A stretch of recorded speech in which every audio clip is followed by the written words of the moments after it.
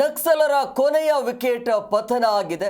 ನಕ್ಸಲರು ಈಗ ಶರಣಾಗತಿಯನ್ನು ಆಗಿರುವಂಥದ್ದು. ಒಂದೇ ಒಂದು ವಿಕೆಟ್ ಇತ್ತು, ಅದು ವಿಕೆಟ್ ಕೂಡ ಈಗ ಪತನಗೊಂಡಿದೆ. ಸೊ ಕರುನಾಡಲ್ಲಿ ಕೆಂಪು ಉಗ್ರರ ಇತಿಹಾಸ ಯುಗಾಂತ್ಯ ಆಗಿರೋ ಥರ ಕಾಣ್ತಾ ಇದೆ ಈಗ. ಸೊ ಕಾಫಿನಾಡ ಕಾಡಿನಲ್ಲಿದ್ದ ನಕ್ಸಲರ ಕೊನೆ ವಿಕೆಟ್ ಪತನ ಆಗಿದೆ. ಕಾಫಿನಾಡ ಕಾಡು ನಕ್ಸಲರಿಂದ ಈಗ ಮುಕ್ತ ಆಗಿದೆ. ಮುಂದೆ ಏನಾಗುತ್ತೋ ಗೊತ್ತಿಲ್ಲ. ಅಂದರೆ ಈ ವಿಶೇಷವಾಗಿರುವಂಥ ಪ್ಯಾಕೇಜಿಂದಾಗಿ ಅದನ್ನು ಒಪ್ಪಿ ವಾಪಸ್ ನಾಡಿಗೆ ಬರ್ತಾ ಇರುವಂಥದ್ದು. ಚಿಕ್ಕಮಗಳೂರು ಕೋಟೆಹೊಂಡ ರವೀಂದ್ರ ಶರಣಾಗತಿಗೆ ಮುಂದಾಗಿದ್ದಾರೆ. ಶರಣಾದರು ಇವತ್ತು ಶಾಂತಿಗಾಗಿ ನಾಗರಿಕ ವೇದಿಕೆಯ ಸಮ್ಮುಖದಲ್ಲೇ ಶರಣಾದರು. ಚಿಕ್ಕಮಗಳೂರು SP ಕಚೇರಿಗೆ ಆಗಮಿಸಿದರು ನಕ್ಸಲ್ ರವೀಂದ್ರ.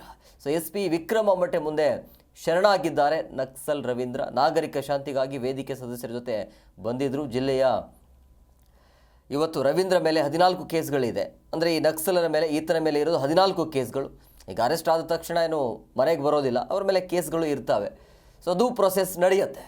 ಸೊ 1.5 ದಶಕದಿಂದ ಭೂಗತನಾಗಿದ್ದ ರವೀಂದ್ರ ಶೃಂಗೇರಿ ತಾಲೂಕಿನ ಕೋಟೆಹೊಂಡ ಗ್ರಾಮದ ರವೀಂದ್ರ ಈತ. ಸೊ ಈ ವಿಶೇಷವಾಗಿರುವಂಥ ಪ್ಯಾಕೇಜ್ ಘೋಷಣೆ ಇದೆಯಲ್ಲ, ಸೊ ಆ ಘೋಷಣೆಯನ್ನು ಆ ಪ್ಯಾಕೇಜನ್ನು ಒಪ್ಪಿ ವಾಪಸ್ ನಾಡಿಗೆ ಬಂದಿದ್ದಾರೆ. ಸೊ ಹಂಗಾಗಿ ಇನ್ಮೇಲೆ ಈ ಕಾಫಿನಾಡ ಕಾಡು ಇದೆಯಲ್ಲ ನಕ್ಸಲರಿಂದ ಮುಕ್ತ ಆಗುವ ಎಲ್ಲ ಲಕ್ಷಣ ಕಾಣ್ತಾ ಇದೆ. ಸದ್ಯಕ್ಕಂತೂ ಈಗ ಯಾವ ಮಾಹಿತಿ ಇಲ್ಲ. ಈಗ ಎಲ್ಲ ವಿಕೆಟ್ ಅಂತೂ ಪತನ ಆಗಿದೆ. ಸೊ ಮುಂದಿನ ದಿನಮಾನಗಳಂದರೆ ಇವರು ಬೇಡಿಕೆಗಳನ್ನು ಇಟ್ಟಿರ್ತಾರೆ, ಅವರ ಬೇಡಿಕೆಯನ್ನು ಒಪ್ಪಿ ಬಂದಿರುವಂಥದ್ದು. ಸೊ ಸರ್ಕಾರ ಕೂಡ ಇವರಿಗೆ ಹೆಲ್ಪ್ ಮಾಡಬೇಕಾಗತ್ತೆ.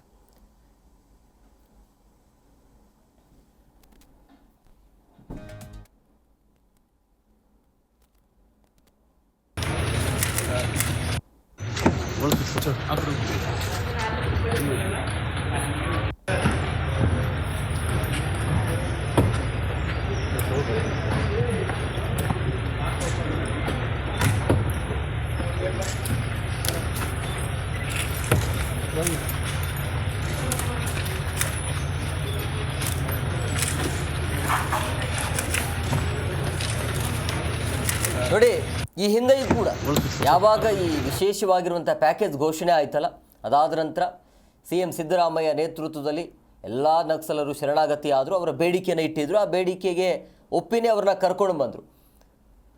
ಈಗ 1 ವಿಕೆಟ್ ಇತ್ತು, ಈಗ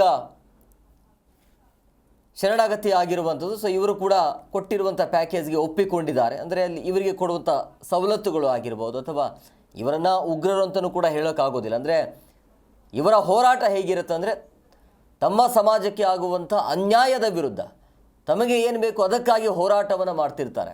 ಬಟ್ ಇವರ ಹೋರಾಟದ ಹಾದಿ ಬೇರೆ ಥರ ಇರುತ್ತೆ.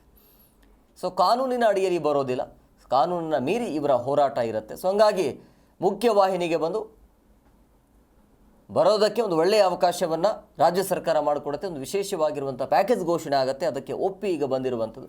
ಈಗ ಬಂದ ತಕ್ಷಣ ಮನೆಗೇನು ಹೋಗೋದಿಲ್ಲ. ಕೇಸ್ಗಳು ಏನಿದಾವಲ್ಲ, 14 ಕೇಸ್ ಇರೋದು ಈತನ ಮೇಲೆ. ಸೊ ಹಂಗಾಗಿ ಆ ಬೆಲೆ ಬಲಿದೆಯಾ, ನಾನು ಬೆಲೆ ಬಲ, ಅದೆಲ್ಲವೂ ಕೂಡ ಚರ್ಚೆ ಆಗುತ್ತೆ. ಅದೆಲ್ಲವೂ ಕೂಡ ಕಾನೂನಿನ ಅಡಿಯಲ್ಲಿ ಅವ್ರ ಕೇಸನ್ನು ಎದುರಿಸಬೇಕಾಗತ್ತೆ.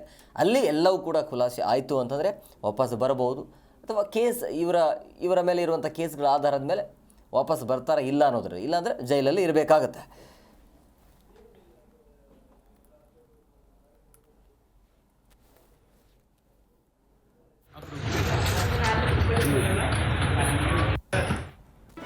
ಜಿ ಕನ್ನಡ ನ್ಯೂಸ್ ಈಗ ನಿಮ್ಮ ಮನೆಯಲ್ಲೇ ನೋಡಿ.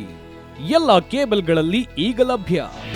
ನಿಮ್ಮ ನೆಚ್ಚಿನ ಜಿ ಕನ್ನಡ ನ್ಯೂಸ್ ಈಗ ಸನ್ ಡೈರೆಕ್ಟ್ ನಲ್ಲಿ number 292, Tata play number 1664, Jio TV number 1334, NXT digital number 30, in cable number 30, city networks 51, U digital number 162, GTPL number 17, Rockline telecommunications number 42, Shri Basaveshwara cable number 168, rural cable network 60, Vinayaka digital 57, Abhishek cable 821, city channel 53, Siddeshwara cable network 57, V4 digital Infotech 628, Surya digital networks 53, Gajanan digital number 836, Malnad infotech private limited number